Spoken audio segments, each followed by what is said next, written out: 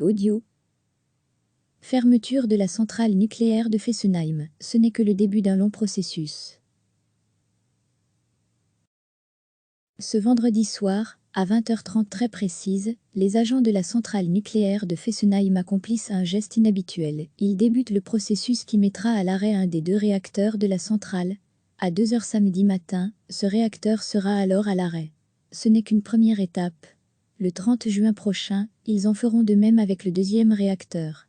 À cette date-là, la centrale de Fessenheim, la doyenne des centrales françaises, construite dans les années 70, appartiendra bel et bien au passé.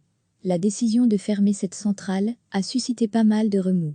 Du côté du gouvernement, elle s'inscrit dans une stratégie qui vise un rééquilibrage progressif entre les différents types d'énergie, avec une diminution progressive de la part du nucléaire.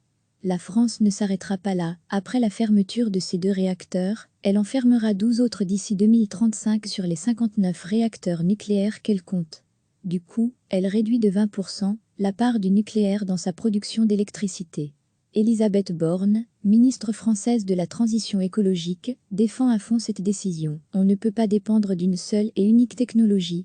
En même temps, nous développons massivement des énergies renouvelables, avec une multiplication par 2 de l'éolien et par 5 du photovoltaïque d'ici 10 ans. Mais certains craignent que pour compenser cette diminution de production, la France ne booste pas seulement les énergies renouvelables, mais qu'elle se tourne aussi vers les énergies fossiles. Bruno Combi, président fondateur de l'Association des écologistes pour le nucléaire, l'AEPN, explique son point de vue. La réalité, c'est qu'en même temps qu'on arrête cette centrale, le gouvernement a décidé de prolonger une centrale au charbon pour compenser cette perte. Est-ce un progrès, quand on désigne le réchauffement climatique comme l'ennemi public numéro 1, de prolonger, de construire ou d'utiliser massivement des centrales au charbon? Dans la petite ville de moins de 2500 habitants, on craint surtout pour l'emploi.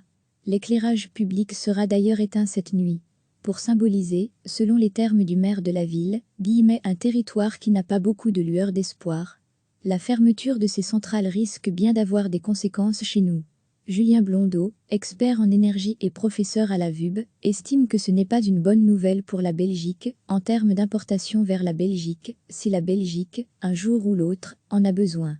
Et elle en aura besoin, puisque notre pays prévoit d'arrêter toutes ces centrales nucléaires en 2025 et de les remplacer partiellement par des centrales au gaz. Si tous les pays commencent à compter sur l'approvisionnement de l'étranger, il risque d'y avoir un problème sur le marché en termes d'interconnexion et de coûts pour l'énergie. En d'autres mots, la facture d'électricité des consommateurs risque d'être plus salée. Recevez chaque matin l'essentiel de l'actualité. Cliquez sur s'abonner pour recevoir les dernières nouvelles.